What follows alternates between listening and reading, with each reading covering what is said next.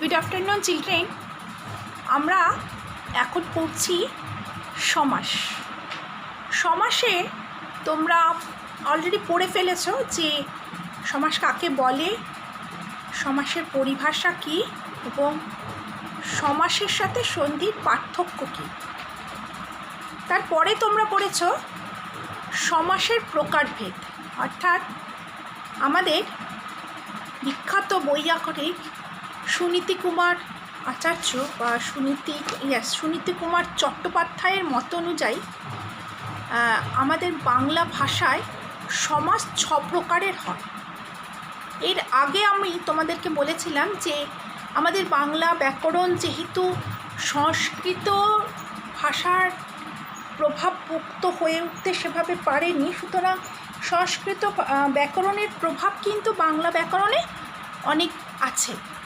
সেই হিসেবে আমাদের বাংলা ব্যাকরণের প্রথম অবস্থায়, অর্থাৎ যখন এটা সংস্কৃত ব্যাকরণের সাথে ভালো যুক্ত ছিল, অর্থাৎ অষ্টাদশ শতকে সেই সময় যখন ব্যাকরণ পড়ানো হতো, তখন কিন্তু সমাস ছিল 4 প্রকারের।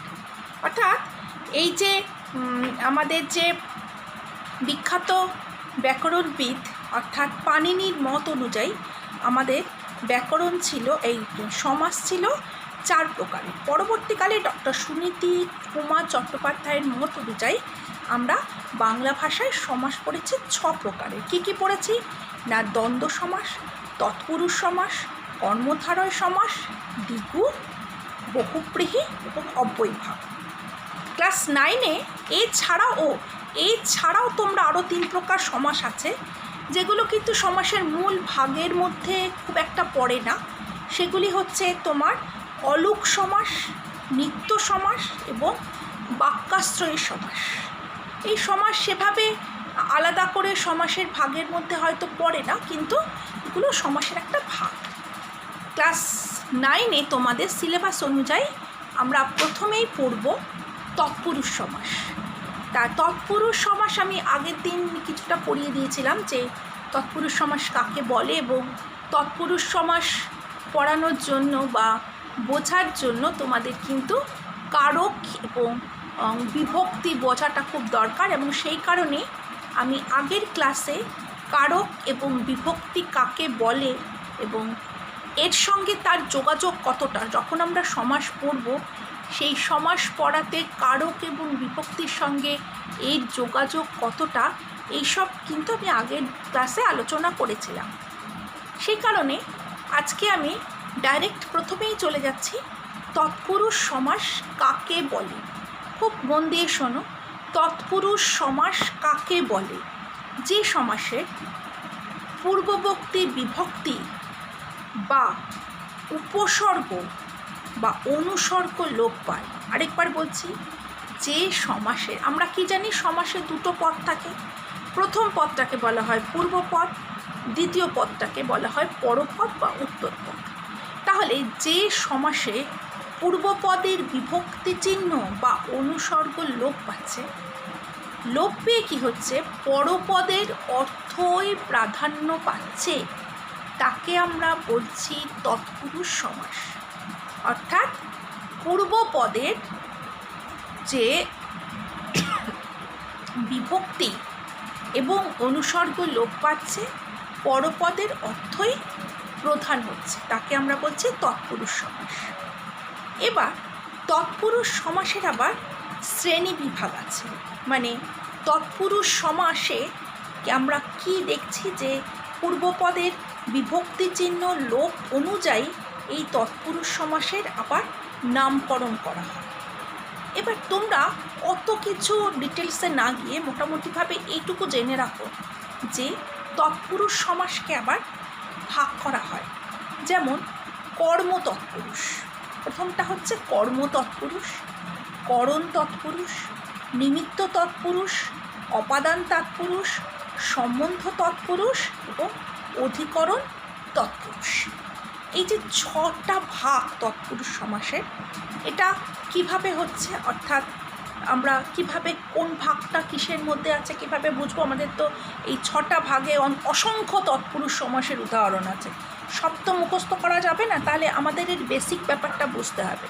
কি আছে? পূর্বপদ যদি কর্ম বোঝায়, কর্ম মানে যদি ধরো কোনো জায়গায় যদি কে দিয়ে প্রশ্ন হয়, তাহলে আমরা তাকে বলবো কর্ম তৎপুরুষ। সেক্ষেত্রে পূর্বপদ যদি কর্ম বোঝায়, তাহলে আমরা সেক্ষেত্রে বলবো কর্ম তৎপুরুষ। পূর্বপদ যদি করণ বোঝায়, অর্থাৎ পূর্বপদ যদি করণ বোঝালে আমরা তাকে বলবো তৃতীয়া তৎপুরুষ বা করণ তৎপুরুষ। পূর্বপদ যদি তোমার নিমিত্ত বোঝায়, তাহলে আমরা তাকে বলবো নিমিত্ত তৎপুরুষ। পূর্বপদ যদি আপাদান বোঝায়, অপাদান তৎপুরুষ। পূর্বপদ যদি সম্বন্ধ বোঝায়, সম্বন্ধ তৎপুরুষ। পূর্বপদ যদি অধিকরণ বোঝায়, অধিকরণ তৎপুরুষ। এই কর্ম, করণ, নিমিত্ত, অপাদান এইগুলো মনে রাখার জন্যই কিন্তু আমি আগের দিন তোমাদের কারকটা আরেকবার পড়িয়ে নিয়েছিলাম। আজকে আমি একদম ডাইরেক্ট চলে যাচ্ছি আমাদের আজকের যে তৎপুরুষ সমাসের যে ভাগগুলো, সেই ভাগগুলোতেই কিন্তু আমি এখন ডাইরেক্ট চলে যাচ্ছি। তাহলে চলো আমরা এই তৎপুরুষ সমাসটা একটু ভাগগুলো আজকে আমরা পড়ব। তাহলে প্রথমেই আমরা কি পড়ব? আমরা প্রথমেই পড়ব যে কর্ম তৎপুরুষ। অর্থাৎ কর্ম তৎপুরুষ ব্যাপারটা কি? যে তৎপুরুষ সমাসের যে পূর্বপদ, যে তৎপুরুষ সমাসের ক্ষেত্রে যে পূর্বপদ থাকে, সেই পূর্বপদের কর্মকারকের কে বিভক্তি লোপ পায়, তাকে আমরা বলি কর্ম তৎপুরুষ। তাহলে পূর্বপদের কে বিভক্তি লোপ পাচ্ছে এবং পরপদের প্রাধান্যই প্রতীয়মান হচ্ছে, তাকে আমরা বলবো কর্ম তৎপুরুষ। যেমন স্মরণকে আগত, শরণাগত। স্মরণকে কে বিভক্তিটা লোপ পাচ্ছে, শরণাগত। রথকে দেখা, রথ দেখা। দেশকে উদ্ধার, দেশোদ্ধার। গাড়িকে চালানো, গাড়ি চালানো। আবার যেমন ঘাস কাটা, কী হবে? ঘাসকে কাটা। ঘাস দিয়ে কাটা না, ঘাস থেকে কাটা না, ঘাসকে কাটা, ঘাস কাটা। তাহলে আমরা কর্ম তৎপুরুষ কী পাচ্ছি? যে তৎপুরুষ সমাসে পূর্বপদের কর্মকারকের কে বিভক্তি লোপ পায়, তাকে আমরা বলছি কর্ম তৎপুরুষ, এবং পরপদের অর্থই প্রাধান্য পায়। এরপর আমরা আসবো করণ তৎপুরুষ। যে তৎপুরুষ সমাসে পূর্বপদের করণকারকের বিভক্তি বা অনুসর্গ দ্বারা, দিয়া, কর্তৃক ইত্যাদি লোপ পায় এবং পরপদের অর্থই প্রধান হয়, তাকে আমরা বলছি করণ তৎপুরুষ। তাহলে আমরা কি পাচ্ছি? তৃতীয়া তৎপুরুষ বা করণ তৎপুরুষ, যেটা করণে আমরা কি জানি? দ্বারা, দিয়া, কর্তৃক। তাহলে যে তৎপুরুষ সমাসের পূর্বপদের করণ কারকের যে বিভক্তি চিহ্ন যেগুলো, অর্থাৎ দ্বারা, দিয়া, কর্তৃক, এগুলো লোপ পাচ্ছে এবং পরপদের অর্থই প্রধান হচ্ছে, তাকে আমরা বলছি করণ তৎপুরুষ। যেমন কল ছাঁটা, কল দ্বারা ছাঁটা। তারপর যেমন ধরো গোজা মিল, গোজার দ্বারা মিল। ট্রেন ভ্রমণ, ট্রেনে করে ভ্রমণ। বজ্রাহত, বজ্রের দ্বারা আহত। আশাহত, আশার দ্বারা আহত। ঠিক সেরকম তাস খেলা, তাস দিয়ে খেলা বা তাসের দ্বারা খেলা। তারপর ধরো রত্ন ঘোচিত, রত্ন দ্বারা ঘোচিত, রত্ন ঘোচিত। ছায়া ঘেরা, ছায়া দ্বারা ঘেরা, ছায়া ঘেরা। মানে দ্বারা, দিয়া, কর্তৃক ইত্যাদি যে পদের পূর্বপদ লোপ পাচ্ছে, ওই অনুসর্গগুলো বা বিভক্তিগুলো পরপদের প্রধান অর্থই প্রতীয়মান হচ্ছে, তাকে আমরা বলছি করণ তৎপুরুষ। তাহলে আমরা পড়লাম কর্ম তৎপুরুষ এবং করণ তৎপুরুষ। এরপর আমরা পড়ছি নিমিত্ত তৎপুরুষ। যে তৎপুরুষ সমাসে পূর্বপদের নিমিত্ত জন্য উদ্দেশ্যে প্রভৃতি বিভক্তি স্থানীয় অনুসর্গগুলি লোপ পায় তাকে আমরা বলছি নিমিত্ত তৎপুরুষ। অর্থাৎ যে তৎপুরুষ সমাসে পূর্বপদের যে নিমিত্ত জন্য উদ্দেশ্য, মানে ধরো ওর নিমিত্ত, ওর উদ্দেশ্যে, এইসব যখন আমরা ব্যাসবাক্য করবো, এগুলো যখন লোপ পাচ্ছে তখন আমরা তাকে বলছি নিমিত্ত তৎপুরুষ। একটু উদাহরণটা পড়ি, উদাহরণটা পড়লেই আমরা বুঝতে পারবো। যেমন ধরো শয়ন কক্ষ, শয়ন কক্ষ, শয়ন কক্ষ কথাটার অর্থ হচ্ছে শয়নের নিমিত্ত কক্ষ, শয়ন কক্ষ। তপবন, তপের নিমিত্ত বন। তারপর ধরো তীর্থযাত্রা, তীর্থের উদ্দেশ্যে যাত্রা। মরা কান্না, মরার নিমিত্ত কান্না। রান্নাঘর, রান্নার নিমিত্ত ঘর, রান্নাঘর। বালিকা বিদ্যালয়, কী হবে? বালিকাদের জন্য বিদ্যালয়, বালিকা বিদ্যালয়। খাই খরচ, খাবারের জন্য যে খরচ, খাই খরচ। ছাত্রাবাস, ছাত্রদের জন্য যে আবাস, ছাত্রাবাস। তাহলে এরপর আমরা পড়ব অপাদান তৎপুরুষ। অপাদান তৎপুরুষ কি? পূর্বপদের অপাদান বিভক্তি, অপাদান বিভক্তি কোনগুলো হইতে থেকেছে মধ্যে, এগুলো হচ্ছে অপাদান বিভক্তি। মেঘ হইতে জল হয়, তিল হইতে তেল হয়, স্কুল হইতে পালানো, স্কুল পালানো। অর্থাৎ হইতে থেকে যে এই যে বিভক্তিগুলো, সেগুলো পূর্বপদে থাকলে সেগুলো লোপ পাচ্ছে এবং পরপদের অর্থই প্রতীয়মান হচ্ছে, তখন তাকে আমরা বলবো অপাদান তৎপুরুষ। যেমন রোগ থেকে মুক্ত, রোগ মুক্ত। দুগ্ধ হইতে জাত, দুগ্ধজাত। স্বর্গ হইতে ভ্রষ্ট, স্বর্গভ্রষ্ট। জন্ম থেকে অন্ধ, জন্মান্ধ। জল থেকে আতঙ্ক, জলাতঙ্ক। লোভ থেকে ভয় বা লোভ হইতে ভয়, তাহলে লোভ ভয়। সিংহাসন চ্যুত, সিংহাসন হইতে চ্যুত, সিংহাসন চ্যুত। পদচ্যুত, পদ হইতে চ্যুত, পদচ্যুত ইত্যাদি। তাহলে আমরা কি দেখছি? যে তৎপুরুষ সমাসে পূর্বপদ অপাদান না অপাদান কারকের বা অপাদানের বিভক্তি চিহ্ন, অপাদান কারকের যে বিভক্তি থাকে, অর্থাৎ হইতে থেকে মধ্যে, এগুলি লোপ পাচ্ছে, এই লোপ পাচ্ছে এবং পরপদের অর্থই প্রধান হচ্ছে, তখন তাকে আমরা বলছি অপাদান তৎপুরুষ সমাস। এরপরে আমরা আসছি সম্বন্ধ তৎপুরুষ। যে তৎপুরুষ সমাসে পূর্বপদের র, এর, দের, দিগের প্রভৃতি বিভক্তি চিহ্ন লোপ পায় এবং পরপদের অর্থই প্রতীয়মান হয়। তৎপুরুষ মানেই পূর্বপদের বিভক্তি লোপ পাচ্ছে এবং পরপদের অর্থ প্রতীয়মান হচ্ছে। এই যে পূর্বপদের বিভক্তি লোপ পাচ্ছে, সেটা এক এক কারকের এক এক রকম বিভক্তি লোপ পায়, সেই অনুযায়ী কিন্তু তৎপুরুষ সমাসের নামকরণ করা হয়েছে। যেমন আমরা এখন পড়ছি সম্বন্ধ তৎপুরুষ। সম্বন্ধ তৎপুরুষ মানে যে তৎপুরুষ সমাসের পূর্বপদের র, এর, দিগের প্রভৃতি বিভক্তি চিহ্নগুলো লোপ পাচ্ছে এবং পরপদের অর্থই প্রতীয়মান হচ্ছে।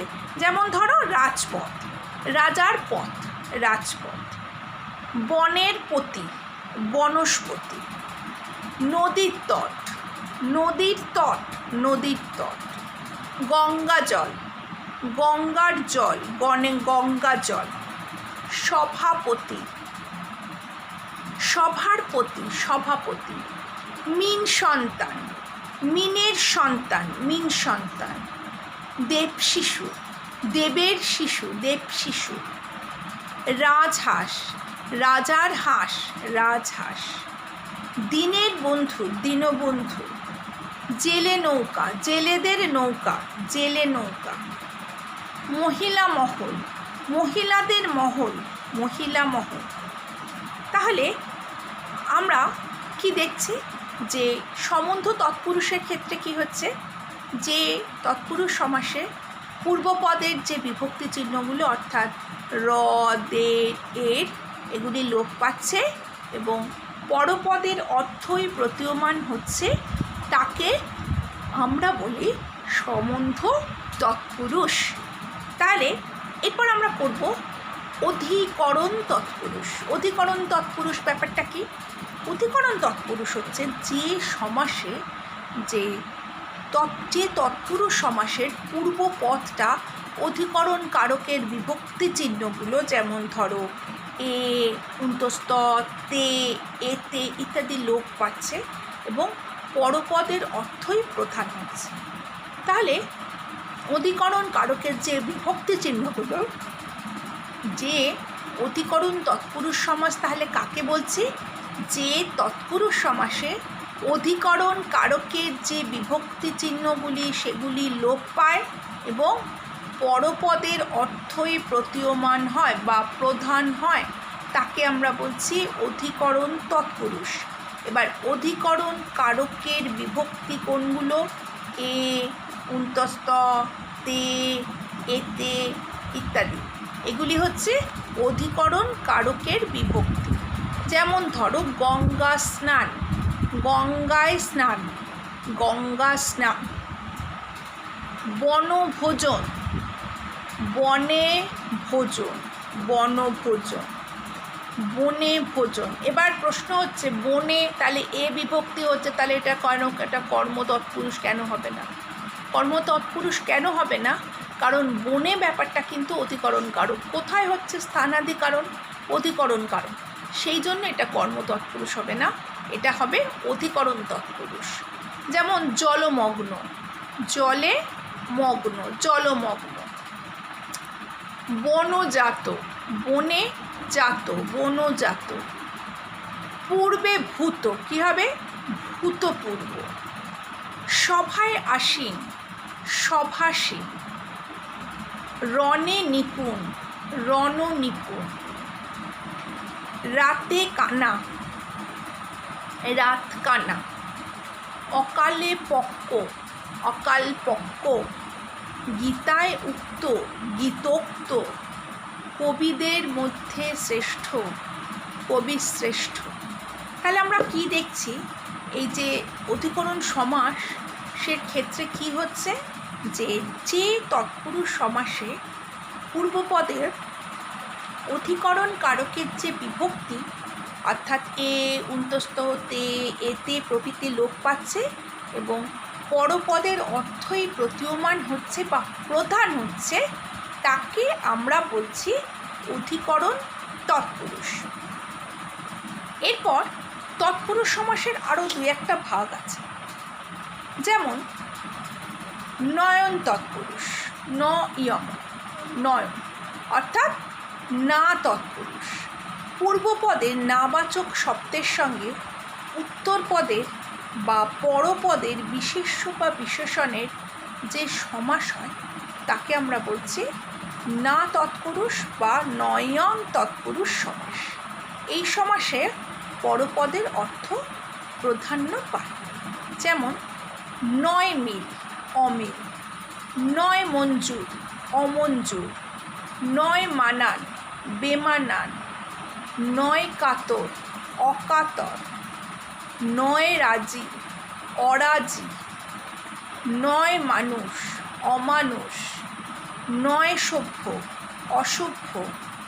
নয় নির্বাণ, অনির্বাণ। নয় সুখ, অসুখ। নয় ঐক্য, অনৈক্য।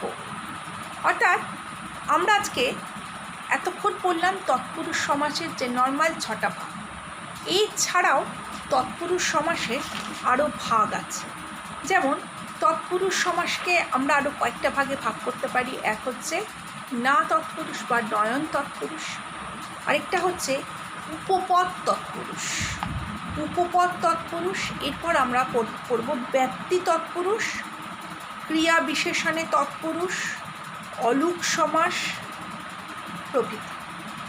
তা তোমাদের এত ডিটেলস এভাবে পড়ার দরকার নেই। এই যে আমরা অধিকরণ তৎপুরুষ অবধি পড়লাম।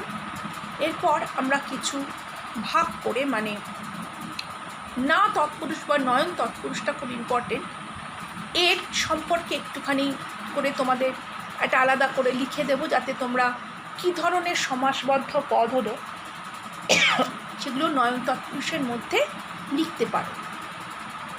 আর ঠিক সেরকম ব্যক্তি তৎপুরুষ বা উপপদ তৎপুরুষ বলে আমি আলাদা করে ছোটো ছোটোভাবে তোমাদের লিখে পাঠিয়ে দেবো। আজকে তোমরা এইটুকুই পড়ো, অর্থাৎ এই যে তোমাদের তৎপুরুষ সমাসের ভাগ যেটা আমরা পড়লাম, এই কর্ম তৎপুরুষ, করণ তৎপুরুষ, নিমিত্ত তৎপুরুষ, অপাদান তৎপুরুষ, সম্বন্ধ তৎপুরুষ এবং অধিকরণ তৎপুরুষ, এই 6টা ভাগ আজকে তোমরা পড়বে।